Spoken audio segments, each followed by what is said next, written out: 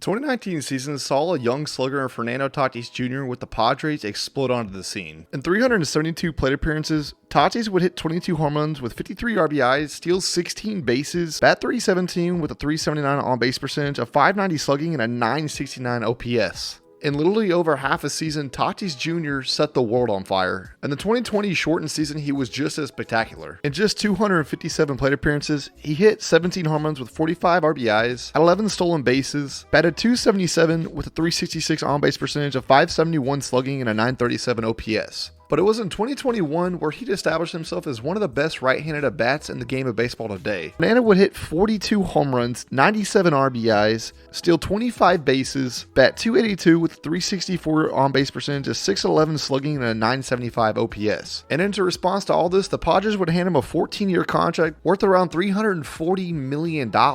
In most fans' eyes, this was a no-brainer for the Padres. They had to extend Tatis Jr. Well, that was the thought until after a few months that contract was signed. Farnando Tatis Jr. would miss the entirety of the 2022 season for two of the biggest anomalies I think I've ever seen somebody get hit with back-to-back. Just a month later, in the month of March, after Tatis Jr. signed his contract back in February, it was reported that Tatis Jr. broke his wrist while riding a motorcycle back in his home country of the Dominican Republic. But the strangeness doesn't just stop there, because in August of the same year, Tatis Jr. would fail a PED and drug test. And in response to this, the league would suspend him for 80 games. In response to the league, Tatis said he had an excuse for this failed PED and drug test. He said he took an over-the-counter ointment for ringworm back in the Dominican Republic. Well, regardless if you, me, or the league believe that, he still had to serve his 80-game suspension. He'd only complete 60 of the 80-game suspension in 2022. So, of course, he'd have 20 games that carried over into the 2023 season. And it's sort of safe to say that the Padres in that lineup have been a little underwhelming so far at the beginning of the season. At the current recording of this video, the Padres are 8-9, third in the NL West. So it's safe to say the Padres could use the bat of Farnando Tatis Jr. back in the lineup ASAP. And their wish is about to come true. Farnando is just days away from completing his suspension. And normally when a player misses over a year of baseball, there's the questions of rust and getting back into game shape. Yeah, the Padres don't have to worry about that with Tatis Jr. at the moment. Currently, Tatis Jr. is down in the AAA system for the San Diego Padres, and he is absolutely torching anybody down there. In just 33 at-bats, he's hitting .515 with 7 home runs and 15 RBIs, 2 stolen bases, and an 1800 OPS. Now, obviously, there is a big discrepancy from minor league to Major League Baseball pitching, but it still doesn't negate the fact that Tatis Jr. is